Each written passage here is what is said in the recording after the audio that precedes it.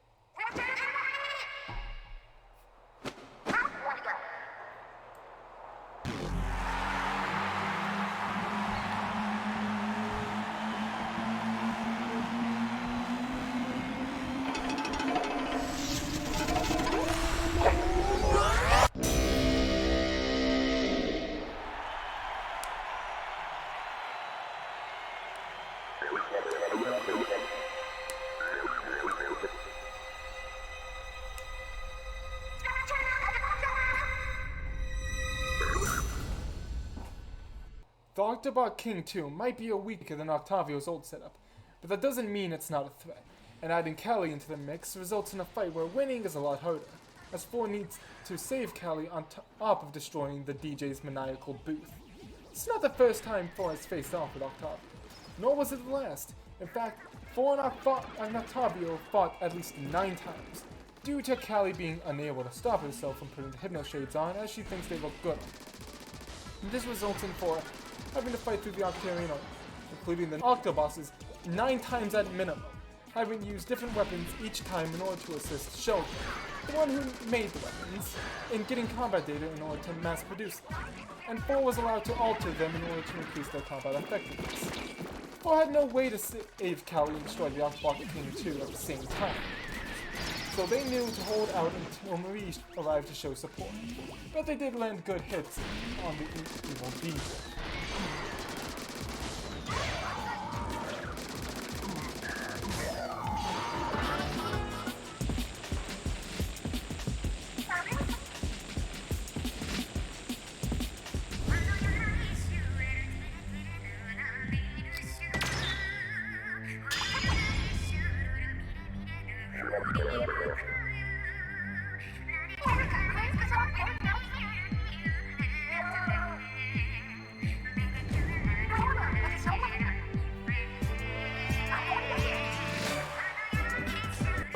shows up to shoot and shoots the hypno shades off of Kelly's face.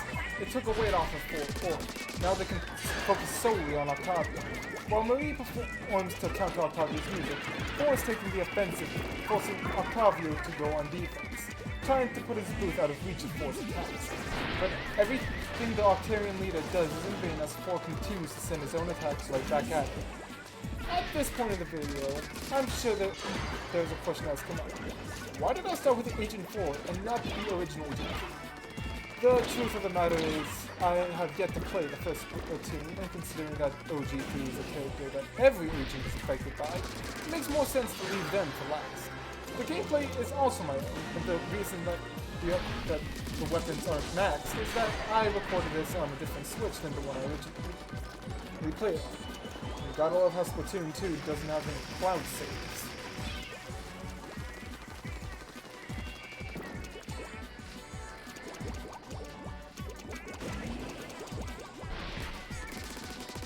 Eventually, Kelly starts to come to, but the fight between 4 and Octavio has yet to let up, as the Octarian aims ink, bombs, fists, and calamari tornadoes down upon the young agent.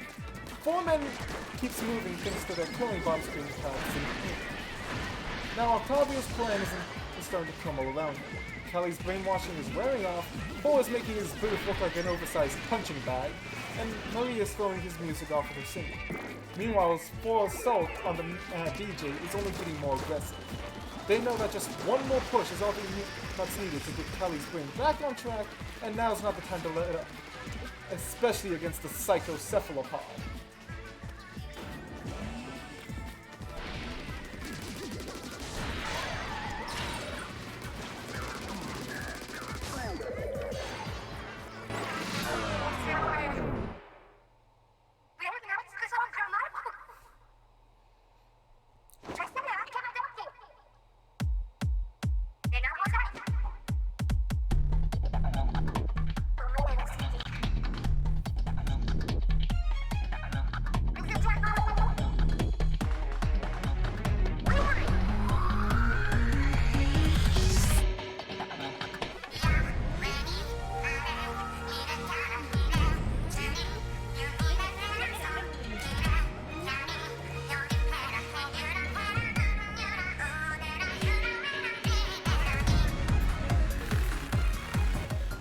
Kelly's safely off the Octobot King 2.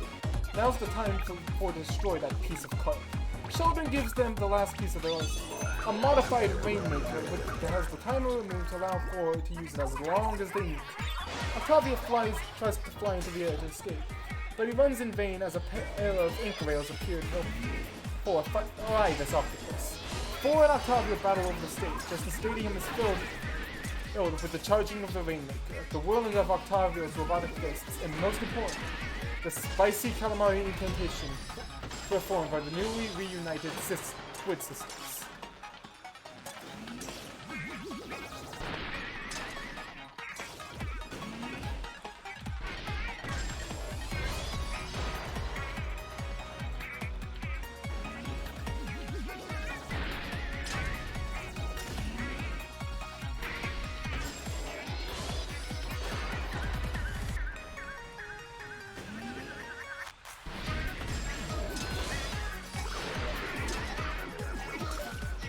The two-pronged attack from the new scripted Splatoon overwhelms DJ Octavio as he starts to succumb to the heavenly melody of the incantation, and his booth can't handle the might of what can best be described as an infinite super.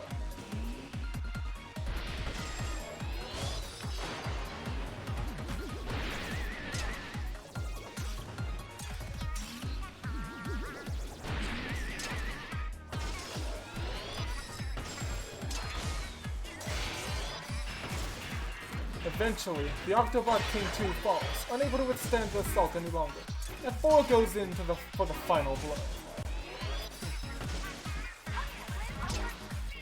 They end this fight by slamming the Rainmaker right into Octavio's face. With that, DJ Octavio is once again defeated, and now comes the time to discuss Agent 8, which will be in the next video. I'd like to end this off by saying what I feel 4's place on the team is, and it's as the weapons expert. Four uses the most weapons when facing off against their foes and displays mastery over them.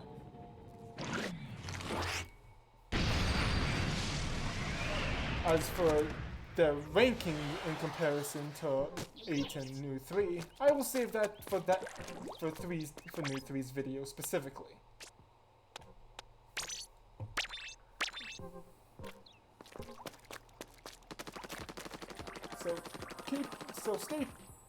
So I'd like you to stay tuned, and